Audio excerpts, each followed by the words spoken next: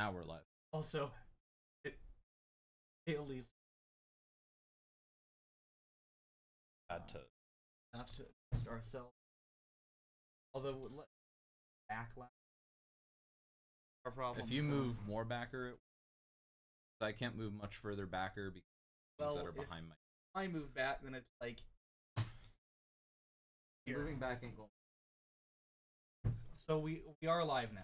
Yeah, we're live. Hey guys, so in news this week, they did surgery on a grape. They were testing like a new automated electronic device that they showed it on a grape, and they've already had devices that can do that kind of everybody so it became a meme. But that's not even new technology. We've had that technology for a long time. I don't. Maybe it's especially precise now. I don't know. Anyway, that's the meme. Surgery on a grape. Welcome to Composer Talk, and we've been absent for a while. Thanksgiving got in the way. It's been very foolish while I was driving to. Even at your parents' house, you get really bad internet. So Well, I don't know what the car would have been. I was more thinking of, but I don't think I would have gotten very good Wi-Fi in my car either. I would have had to make a hotspot with my phone. You know, you could have stopped at like a McDonald's or a Breadco. Actually, when I was, this is a digression, but when I was at, you called it Panera, by the way, 2 weeks ago, and Ashley nearly died. I know, laughing. I'm slipping. It's great. Anyways, let's move into stuff because we are I was going to tell my story, but we're late, so we're very late. I'll tell my story if we have time later. There's a lot of news this week because we're also kind of making up for the past 2 weeks. But fortunately, there actually hasn't been that much. There's a couple new tech things that came out this week. This week's been busy on my end. Just getting through stuff really quick. As you've probably noticed, Composer is back up. New URL, no more www. So if you had it linked on your, honestly, you don't need wwws anymore. You haven't really needed them for almost 8 years. But if the link you have on your computer, like I had, is www, that's what. I didn't realize it was up because Jack was like, "Oh yeah, it's been up for days." Yeah. Well, I didn't know that you're still using wwws like the website was. And somber news happened to, but Oscar Wilde died at the age of 6. For Oscar, as well as movie Woman, and I was a composer. A lot of French. He out of, I guess you for art film.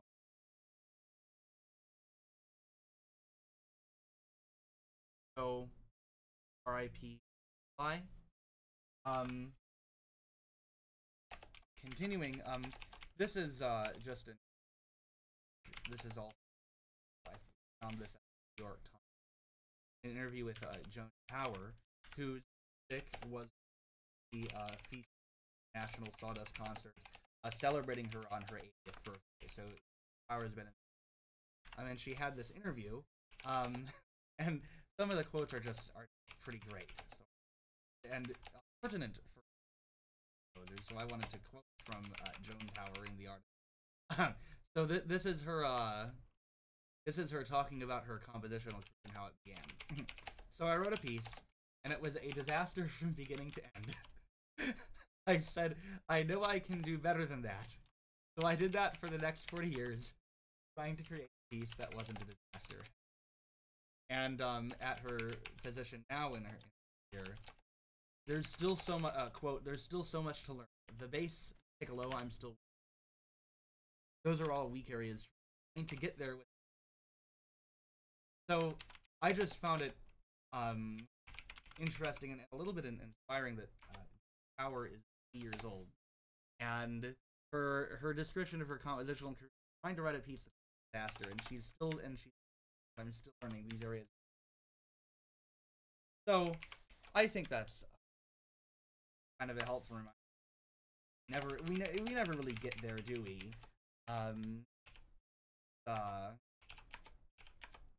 It's a constant learning. And if you're just starting out, whether you're just starting out or you've been doing this, there's a lot to learn, and ultimately we're all just trying to write a piece of Well, there was something that I saw recently from I don't remember where it was from. I'd have to find exactly where it is. I'm not going to do a direct quote, but it was something to the tune of, all artists should strive to write better than what they did previously, right, but know that the work after will. Right. You're your competition. Good point. For me, a more competitive person, I have my professional competition colleagues. Like my professional competition is up in South Dakota, rather. But I mean, ultimately, I mean, you can have competition with other people. It's more friendly competition. But, as long as it keeps me honest. As long as it's friendly. But ultimately, you're the way I see it. However you deal with colleagues, you're your biggest rival, and that's ultimately has to.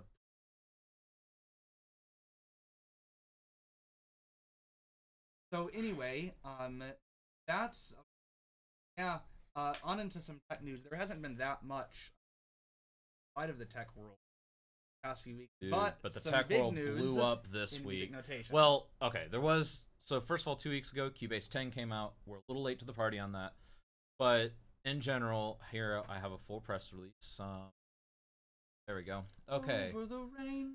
No. So new features at a glance. Mix console snapshots. So basically, if you have a mix setting that you like, you can save that and then recall it later, kind of like those automated fader systems. So it's just a nice thing to have built into the software. Audio alignment, stack and match recordings quickly, easily synchronize them to a reference track. That's one thing that a lot of people I know were excited for that are heavy Cubase users. That's something that Cubase has not really been behind on, but something that's kind of been teased for a while, and we finally got it. 32-bit integer and 34-bit audio continues. No compromise quality. Basically, all they did was they streamlined the 32-bit and 64-bit processing to make sure that it's not going to be as wonky, particularly in the 32-bit variety. So they've just done some optimization for the newer architecture of CPUs. Pretty important. 5 gigabytes of high-quality sounds and loops from highly acclaimed producers. So basically, from what I gather, it's mostly drum stuff. There's a couple of piano chord bits that are included in that.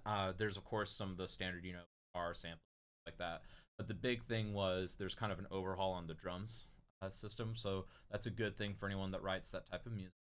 Latency monitor, this is another big one, lets you quickly and easily know exactly where and how much latency is occurring. So okay, I have 8 plugins, and between plugins 5 and 6, I have a lot of latency. So you can know, okay, well, if I flip those, does it alter the sound? No, but it improves latency, sweet action. So that's a really good thing. And you do max patching now a little bit, so that's really nice to have that kind of live troubleshooting, so to speak. Full support for high-resolution displays under current Mac OS, and limited support for Windows 10 for all 3 versions of Cubase. Basically, the problem is with a lot of our music software is a lot of us are getting these nice 4K monitors, and the way some software comes up, actually, I've got a brilliant example that I can give. Some software is optimized properly for large format screens. Other software, not so much. I am going to... Are you going to pull up Pro? No, not Pro Tools. Pro Tools is actually well optimized. So I'm going to show you a non-well optimized. This is VIP from Professional. It is something that runs and gives. There goes that one. I thought I had this desktop set up. All right. Okay. So this is actually working. That's what the update was. Okay. Basically, this used to be a lot smaller, like literally yesterday, and there was an update I downloaded, and I assumed that they fixed it. But basically, imagine this in like a fourth of the area. So yeah, just imagine how small that is. Now, for a more optimized thing, you have that example there, what it currently looks like. So just imagine that you can't read the controls, can't read any of that stuff. It's been a pretty big problem, particularly in music stuff, because we have a lot of tiny little knobs we have to turn in programs, and it's even smaller, it's a problem. But now with large format screens, it's properly formatted. That's basically all it means. MPE support, basically just the really awesome like $10,000 controllers that you can buy. Full support for those, which is good news. I keep like hitting my. Please stop. All right. Let's see. Wide range of usability, performance, and quality improvements. From what I gather, all they really threw in. They made it sound bigger than it is in that, but all it really was we optimized for more people are getting AMD. So, in general, Cubase 10, good thing. Okay, so now that we're not behind, let's get ahead of the game now with today, Dorico 2.2 was released. This is a huge deal and actually the largest single update to Dorico since 1.0 released about 2 years ago, actually, because it was late 2016. So some of the big highlights from there. I've actually been playing in it this morning. It's wonderful. I love it. So real-time MIDI input without any workarounds. That is fantastic. And it's actually really, really good. Really precise. I like it. I played with it a bit. I haven't actually written with it yet, just because I was more just playing around in the second movement application, which is basically already written. But it's really, really good, really powerful, and it's just as intuitive as any other software, except it's a little better because all you have to do to enter, instead of going through a bunch of menus, Shift M, enter MIDI input. It's great. Like, Dorico is awesome. I love them. They finally have the bracketing overhaul in, so you can actually adjust, hey, I want to bracket the violins with the violas, or all the strings, whatever you want, and you can add as many sub-brackets as you possibly need. They have the 3 major ones. Let's see here, the flows overhaul. Basically, they made it to where you can rearrange flows a lot better, and it'll actually remember tacits. So now you can, for instance, if you just don't use it for an entire flow or movement, the second violin, they'll automatically read tacit. You don't have to change it to tacit, you don't have to type tacit, it just knows, oh, I have no notes, I must be tacit. That is a wonderful feature. It's fantastic, because a lot of times you forget, like, oh yeah, the strings are out, but then like you'll randomly lead the cellos, and the cellos will just have like 32 bars. It's like, well, fortunate. And also automatic tacit alfine. Well, that's another good thing. So you don't have to just sit there and be like, oh wait, I'm surely coming in later. I never came back in.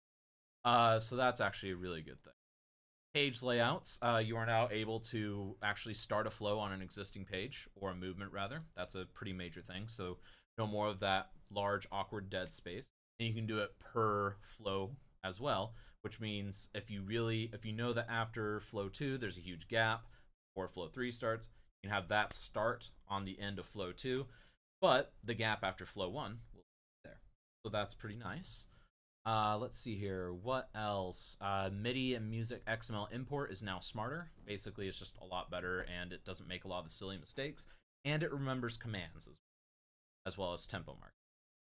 Engraving options overhaul. I cannot possibly go through what they have done with this because I've barely scratched the surface myself, but oh my lord, it is. Like, I'm looking through here right now, and there's just so many options.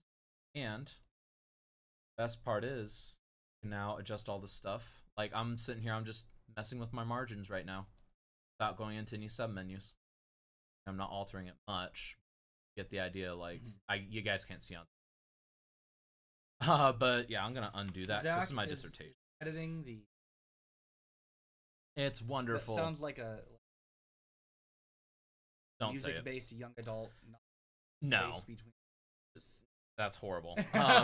So yeah, the engraving options overhaul has been great. I've barely scratched the surface with it. MIDI control recording, and that's important because, for instance, if you're writing for synthesizer and you want to have the controls go up or down, you can record yourself doing the. It'll remember, oh, control channel 7 went up this much, down this much, and yeah, it's a pretty good thing. Overdubbing in the same voice or multiple voices depending on the settings you want, so that's pretty cool. Quantization fine-tuning down to currently the 16th note. They plan on going down to the 32nd note in an upcoming patch, but honestly, most of the time when you want quantization, seconds anyway. But it's good that it's there. And then a major thing, retrospective quantization. So what it does is it actually remembers your MIDI playing, what you did, and you can actually go back and say, oh, I want to quantize that after the fact, or I want to unquantize that after the fact, and it just sees it based on where the MIDI is and then assigns the note for the quantization standards you set. So that's really cool. And possibly one of the best things, retrospective recording input. So if you forget to hit record and you were just fiddling around and you came up with an awesome like set of, you know, notes above your melody or whatever, you can just be like, oh, retrospective record, and it'll insert those notes that you just played into the part that you want. That is just awesome, because how often do you forget to set record, and how many times do you wish you had been recording? Like, that's just awesome. And the way it works is it's a buffer. They don't have any details on the size of the buffer, but I would assume it's up to like probably 25 megabytes of MIDI data, which is a lot. Like, you'd write an entire symphony with 25 megabytes of MIDI. But I'm assuming it's just based on that much, and, you know, based on how much data you give it, depends on how little or how long you can record for. So that's an interesting thing. And there's much more. Again, this is the largest single update to Dorico, and I would actually say the largest single update to a piece of notation software, at least since the Sibelius 6 upgrade, if not earlier. You think this is bigger than... Yeah, it is actually bigger. There's more features.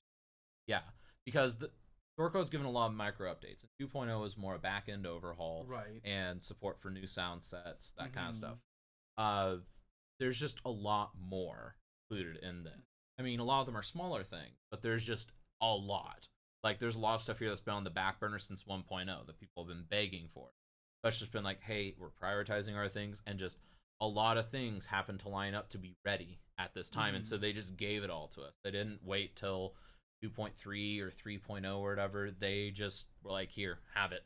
Like, this is all the stuff we have. So Merry Christmas to the Dorico users and to composers everywhere that choose to switch. Yet. It's the Christmas season. No, it's after Thanksgiving. Hasn't even... That is your opinion. That is the... You're imposing your opinion on it.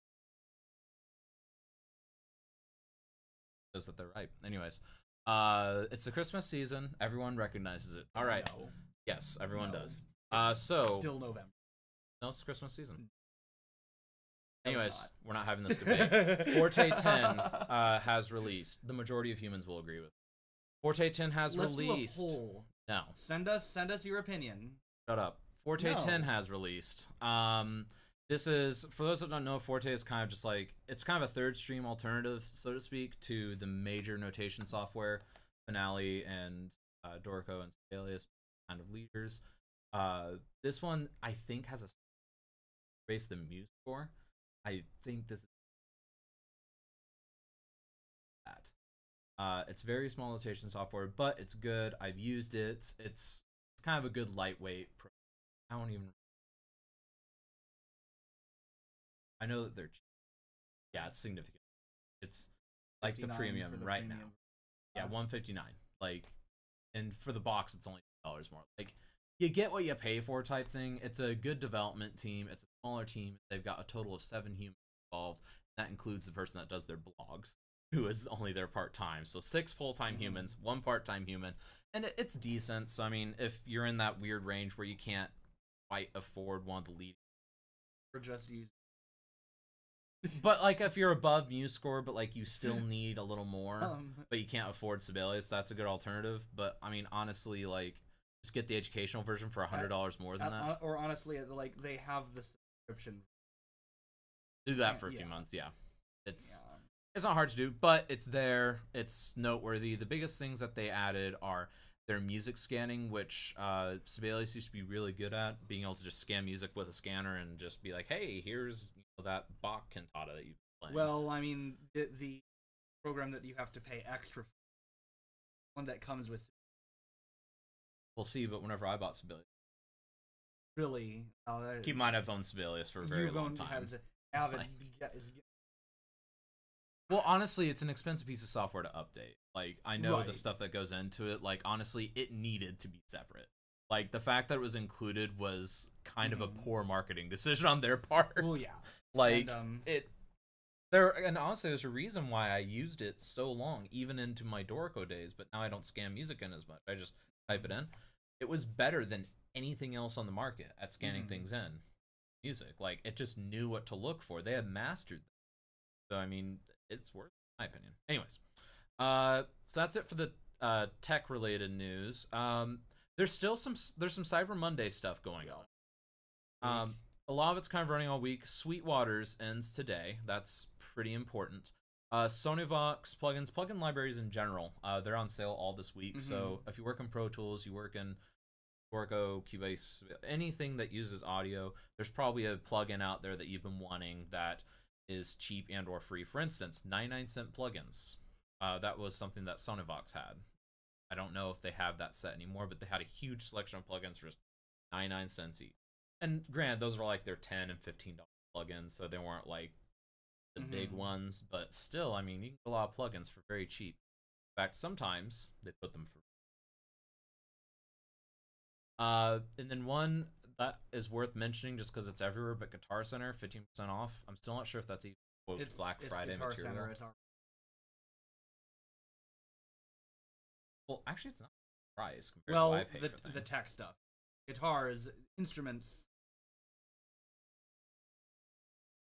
Yeah, for tech stuff, it's actually way overpriced. 15% off, and honestly, in my opinion, like, I've joked with my wife Ashley, like, there was something that we saw that was $5 off a $300 product while we were running on with her parents, and I was just like, how do you even Black Friday sale?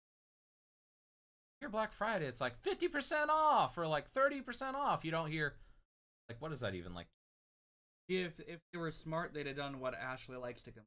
They'd have marked it up before Black Friday and then said 30% off. But they didn't even do that. They didn't even go to the trouble of deceiving us. No, and one other thing. Sorry, this is not related to music directly, but this is something that ticked me off. So, every game console in the history of mankind has gone on sale for Black Friday. Always. It's just a thing. Nintendo Switch this year, the one exception I've ever seen. Yeah. It's always $299.99. What was it for Black Friday? It was marketed as special Black Friday pricing for $299.99. It's not good. But yeah, so it's just like, you guys weren't even, and like, they didn't even have a sale tag on it. It was just like Black Friday pricing. I mean, technically they're right. It's the pricing on Black Friday. That's completely true. But like, it's like, come on, Nintendo. Like, do you know how much money you could have made if you even knocked $50 off of that? Like, I would have bought it if it was $50 off. Everybody would have bought it. Well, yeah, exactly. They can play, Breath of the Wild or whatever. Mario Kart 8 or the new Smash game. But hopefully, if closer to Christmas, I'll be able to get it. Anyways, what I got, for me, because basically me and my wife get dragged to Black Friday. I hate it, but whatever. One thing I was keeping an eye on, though, 4K monitors. I finally got me a 4K monitor, and it is beautiful. It is right in front of us right now. It is beautiful. It's a 28-inch Samsung Beauty. It's a little over half off. Oh, I love it. It's probably a little less than half off by the time I got the Geek Squad protection and all that on it, but I'm very protective of my gear. Yes, I love this screen so much. World of Warcraft is never. But anyways, so moving on, that's pretty much it for the tech stuff. So yeah, that was kind of the bulk of the newsy news stuff, and now let's get into some and lots of other stuff. These past few. So first off, the big one.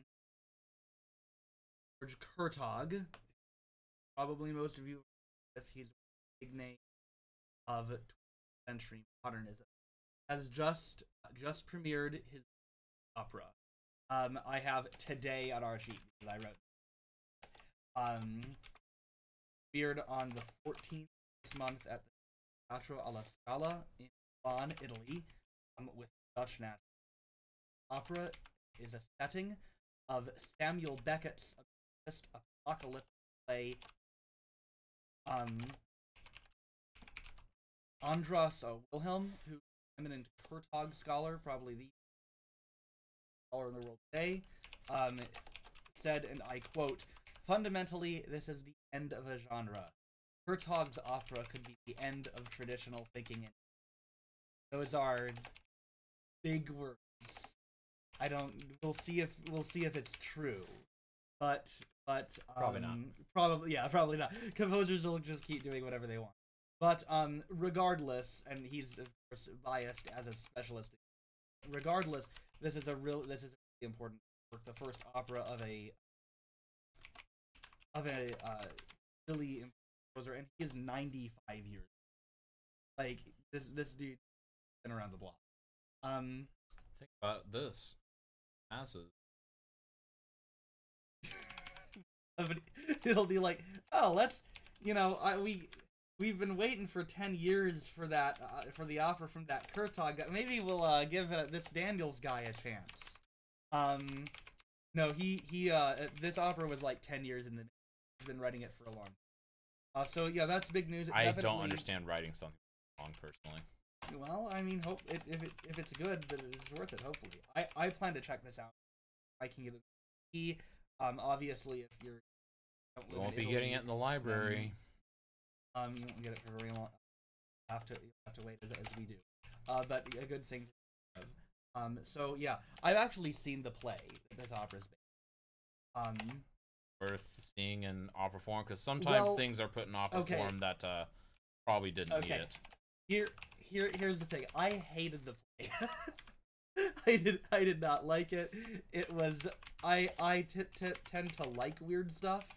But it was just like, why am I sitting through this? But when I heard that Kurtag was going to run an opera of this, I'm like, okay, maybe this musical element is perhaps what is needed to take this experiment and elevate it to something that's a little palatable. It's basically you're grasping at straws. Not really. I mean, when the play's like really repetitive, very just kind of goes around in circles. I'm like, okay, this might not have been a very enjoyable 2 hours of my.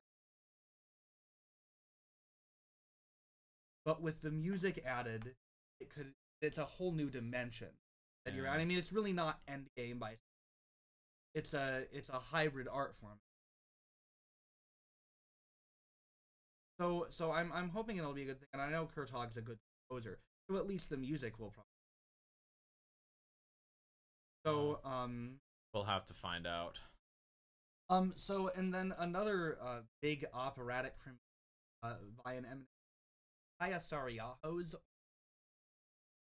This had its American premiere 18th month at Light Festival. This one setting up Ezra Pound's Japanese no drama. So here is original and both of these. One of them's about this dude trying to get a ghost to play guitar at not guitar. And the other one's about this fisherman who steals and their subsequent interaction as the angel tries to convince him to not be such a jerk. Very weird. Pieces scored for voices, chamber ensemble, and electronics. There's live electronic. So it won't make it not weird. Well, it's obviously gonna be weird. It's a contemporary opera. There's a great write-up about this. Times about some interesting issues surrounding the Ezra Pound, who translation of the play, and because he doesn't actually speak Japanese, and that's the best translation, really. He kind of, did it by the skin of his teeth, and there's a lot of elements of the plays that were missed because of his unfamiliarity with the language. But Saariaho has come. Really, this isn't. We're not performing no drama. We're reinterpreting the in a modern light, and it really has to be viewed same as the Ezra Pound.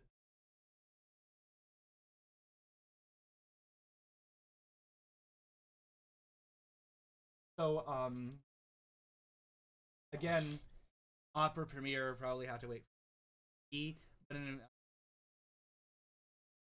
but unless they stream it, they probably won't. Well, it already happened. Did they stream it publicly? I do not remember. I'll have to. There's a couple excerpts.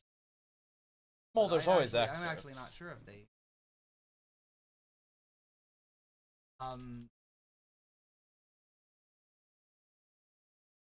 I've been so busy last week, I haven't gotten to it. Show. It's annoying me. Annoying me. And I'm just gonna. Joan? And our next premiere, this happened this week.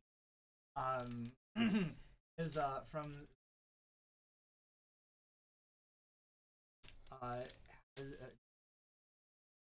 in a train station called Ode to My Former.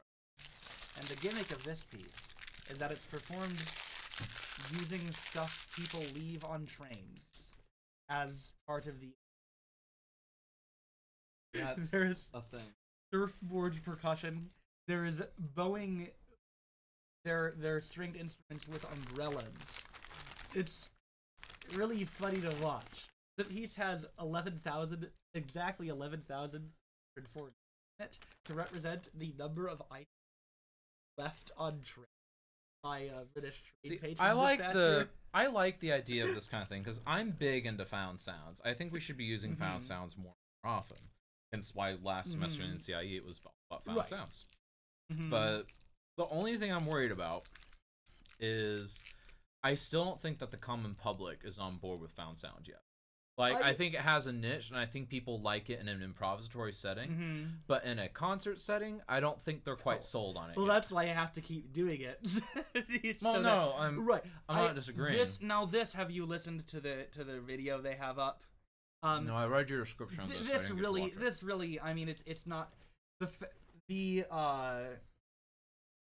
objects are almost more of a visual gimmick, because they're used a little bit sonically, but the sound really is mostly made by the instruments. And then there's some percussion using the found sound.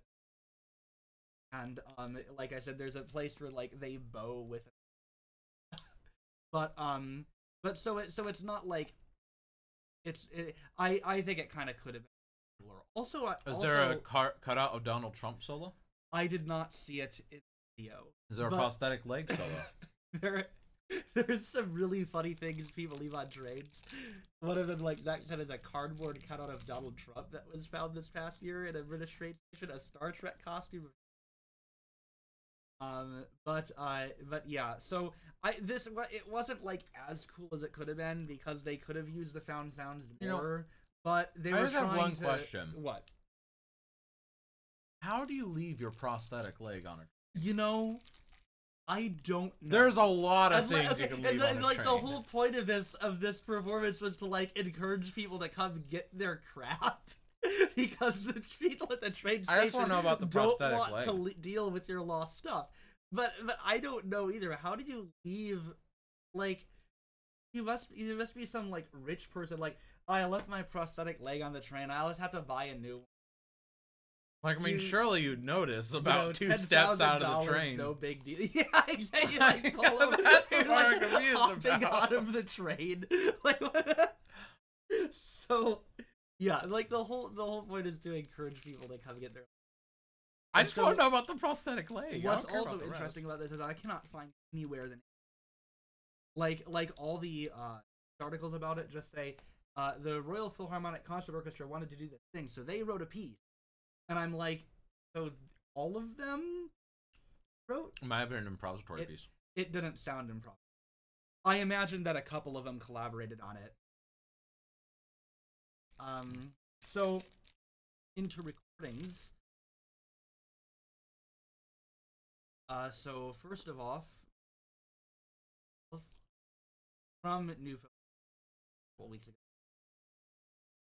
by the Rosenblum, called Lament /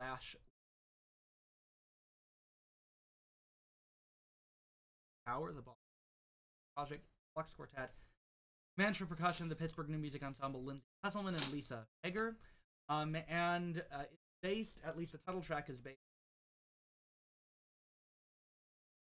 about, and actually music, and from Berlioz.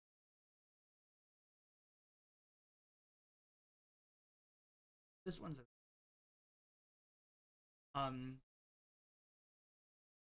next up, more Kaija Saariaho. Kaija Saariaho is You getting obsessed with Saariaho? Things. Busy.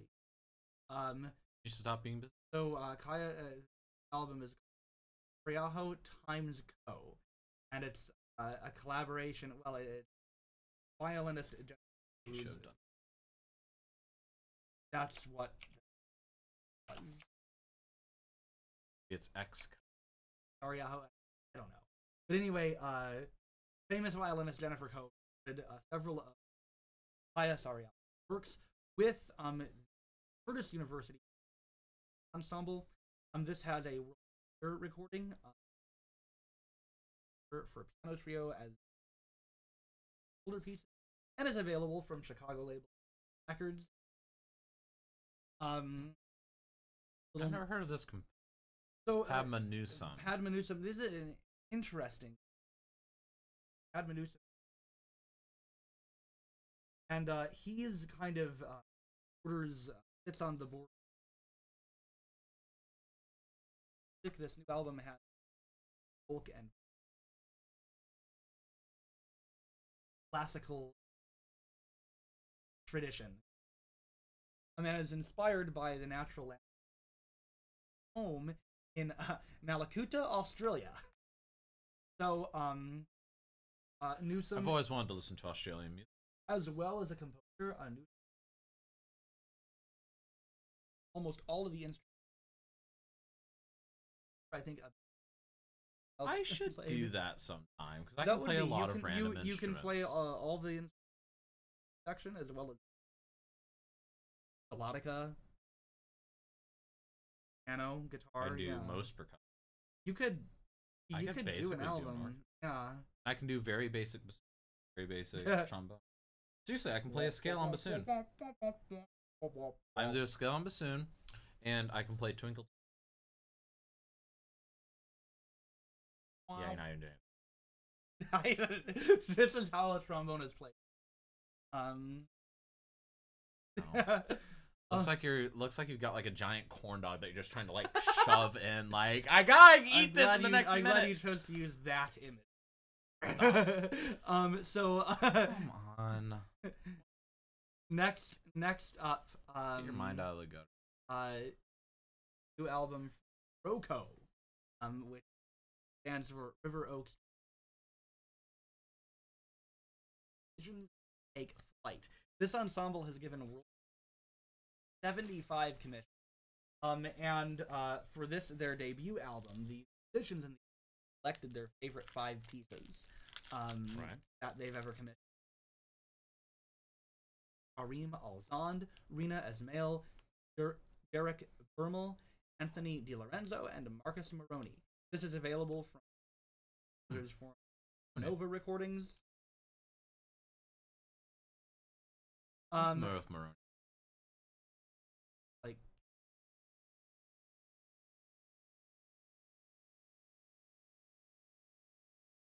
there's a weird orchestral piece. Had one. I don't know how I got the score for it. I'm gonna have to check him out.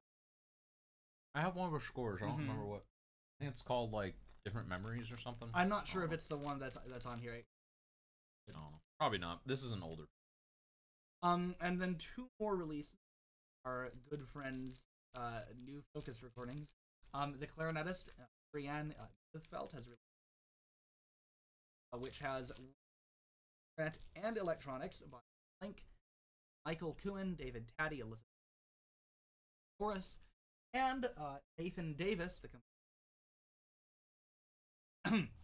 Hagoramo, which, common thread, is a setting of a Japanese no drama. And never heard of this. Ed, would you guess it?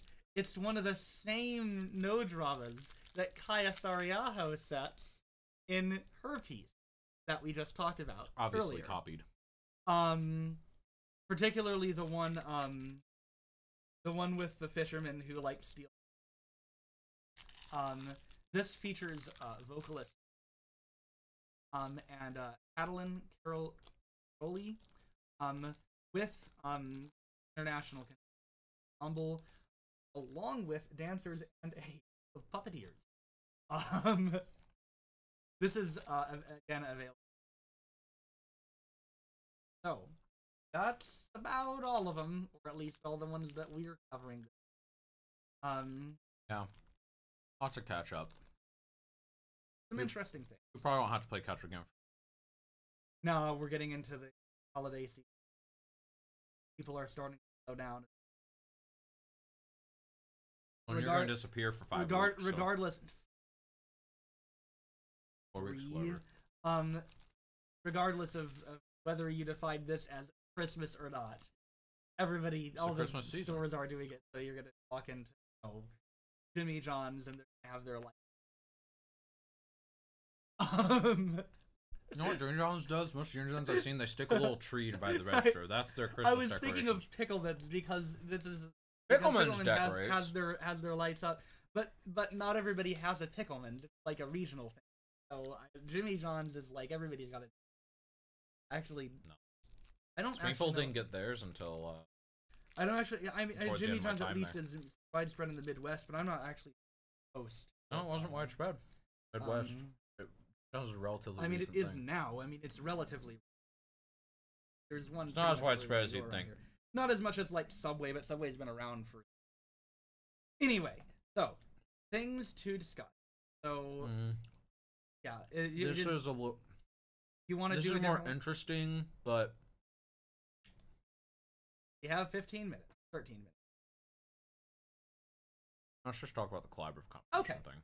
So one of the things I wanted to bring up here was the idea of collaborative composition. We've talked before about composers writing sets of minutes. But something that's and that I kind of for is compose 2 or more composers one piece that they down and write. What do you think about this? One example I can think of, off the top of my head, this might not be a good idea. Different people work differently, particularly speed-wise. Right. For instance, I write like 100 times faster than you. Right. Which, so if we were to collaborate on something, I could see that being a very annoying situation because I would be like, oh, hey, yeah, I wrote my half last week. Where's your half? I'll get back to me next week. And then like 3 months later, hey, I finally have my half. And I'm like, dude, I've written 8 more people. And I mean, that's not like a diss to you. It's just, I mean, we work at such vastly different paces that it would be really difficult. And then the other thing I can think of that, I mean, while it might be a good idea, why it's not very practical is a big part of composition and kind of what ties into the next discussion topic you had on there is having a unique voice. So, you know, I'm not a copy of Dr. Lamb or any of my other teachers. I am Zach Daniels, composer. And I have my own voice, and sometimes voices don't mix. Like, I have a lot of colleagues whose I like quite a lot, but our styles just don't mix. So whenever I've programmed concerts, I've made sure that there's at least a piece between ours. And it's not because, oh, I don't like them. It's just because they're so vastly different. It would just be really jarring. And at the same point, if you have 2 composers that are too similar, same thing. You gotta have some separation because at some point you're just gonna lose the identity of what those composers are. Now, if it were to be a longer term, more symbiotic relationship going forward into the future, I could see, maybe you could make a market out of that. Like, you have the Jacob music, you have the Zach music, then you have the Jacob Zach music. But the issue becomes but then the issue becomes, well, no, but you also have at that point, how much did you actually write? Because whenever you submit things to ASCAP, they want to know what percentage did you do. And if we write a piece where I honestly wrote like, 75% of it and you only wrote 25%, you would still feel bad if you only got 25% of that 50% of the check. And then it also comes down to, I mean, sometimes it's not even just by length of time. Sometimes, depending on type of work, sometimes the lyrics are worth just as much as self. So who came up with the lyrics? Or were the lyrics just there? So I mean, it really becomes a really intricate game, and honestly, I think it muddies the waters so much. I love the idea of maybe doing it by movement.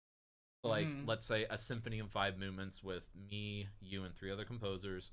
Each write a movement, and we have kind of a couple of parameters like, hey Jacob, your movement 4 needs to start in an aggressive A major and end in a relatively laid back E. How you get there, your game, as long as you feature like trumpet and bassoon. I can see stuff like that working, and I would love for more stuff like that to happen. But just doing it within a single coherent piece, it makes it really complicated because there's so many barriers that I just don't think it's worth it artistically. I think obviously there are challenges, but I have to say I completely agree with you. Not being, I mean, if you look at me, I mean, I compare other arts. Look at film and television and literature to an extent. There's a lot of stories that are written by multiple people. I mean, any television show, not all of them. Most of them have a writer's room, and it's a collaborative environment. I mean, obviously, arts, but I don't see it. I think there's clarity there. Sometimes your distinctive voices have to come together, and I think that well, with your example though, with those writers' rooms, there's always a lead writer. There's always a showrunner that is kind of steering the ship and has the final say. So your idea might work if you have that quote master composer. But I mean, also think about, I mean, like something like Good Omens, the popular fantasy novel by Neil Gaiman and Pratchett. Or of any of those titles. There's a lot of there's several other books written by multiple people. I think that you're talking about these obstacles. I agree that those obstacles are there. I think that key to being able to have a viable collaboration is finding somebody or finding a team who you do and who are compatible.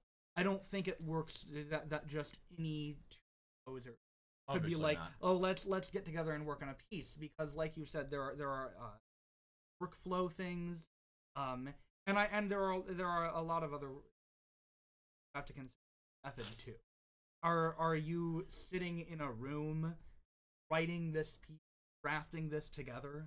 You know, are you sharing a document through the internet and sending each other comments as you go? I think that especially in the contemporary world, I think that our music is much too precise to have that kind of collaboration.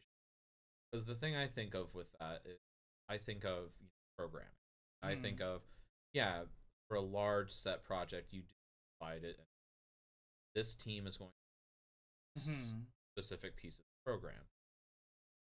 But there are certain other things, like, for instance, if I'm designing a game, designing a class, there's a single class designer who top to bottom. Because if you have multiple people putting in their input, there's obvious gaps. Even with oversight, it's obvious that there's one person versus the other. And I think that in music, where you seek to create a coherent work, it's just because, unlike with, say, a TV show where you have actors kind of as an intermediary that might kind of blend the writing styles, you don't really have that medium as with concert music. Well, and maybe in that case, the best way to do it, I've thought about this, is actually and having the computer or the drafting page in front of you and brainstorming ideas together as you.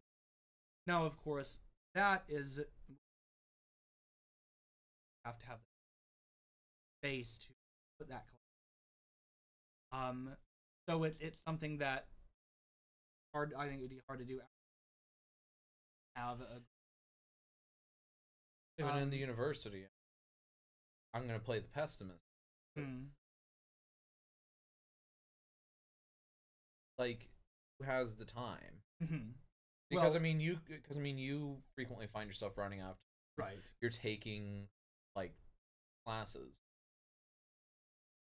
and I mean you are like complain that you don't have enough time to compose, and that's been pretty standard for you since you've been here. So like my question is, and I'm not trying to diss you and I'm not trying to do any of that, but my question to you is like, if you were approached for a collaboration, how would you the find same that concern time? as how you make time for anything. How you make, like, I don't see that. Like, yeah, whenever you talk about doing a But project, no, I'm talking about two time, people that don't have, because the university environment, I agree, that is where it needs to happen. But I think that you're looking from the more perspective in the university. I think that the student perspective. You the also right have thing faculty. Would be the right idea would be the faculty, because if you, but actually then again, well, and that I was wouldn't work honestly as much. thinking about both. You have a university environment where you have students who get faculty. Well, but then here's this: if you have two faculty that are that in sync and can write a piece, like let's say me and you are the faculty, we're writing that piece together.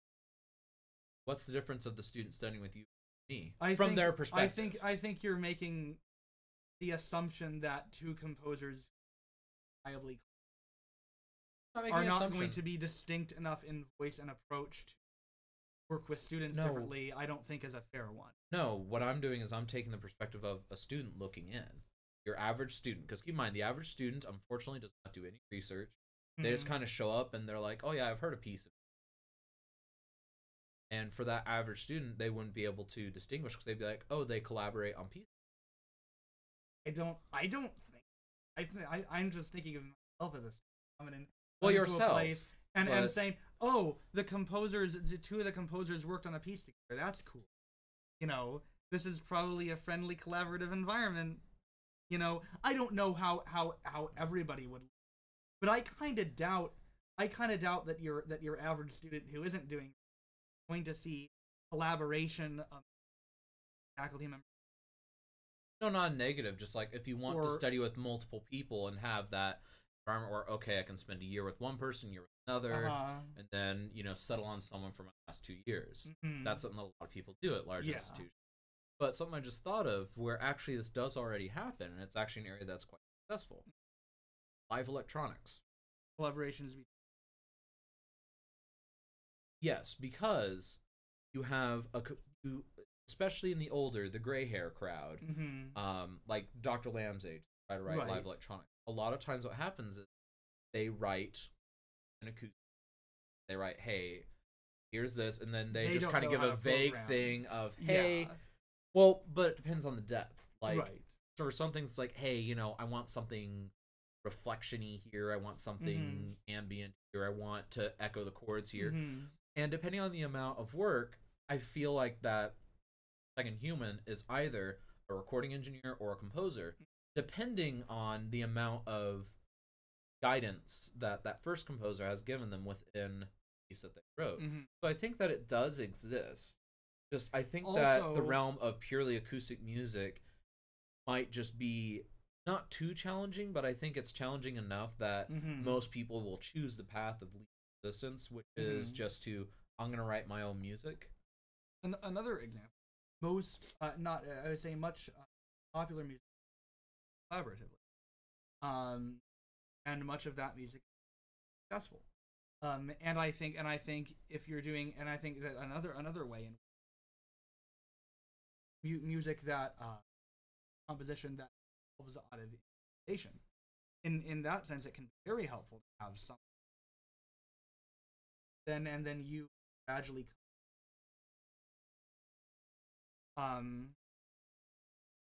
Maybe I'm being selfish. I just don't see that as a productive endeavor. Well, cool. You don't have to. Well, do no, it. like for me, I guess for me, I can benefit a lot more just from listening to than just sitting there. But that's just. Let us know what you guys think, though. Yep. Just drop a comment. Let us know, because I mean, it is interesting, and as we kind of unravel at the end, it is there, even in the university. There was a piece on our last Inner Soundscape that that was by and another composer.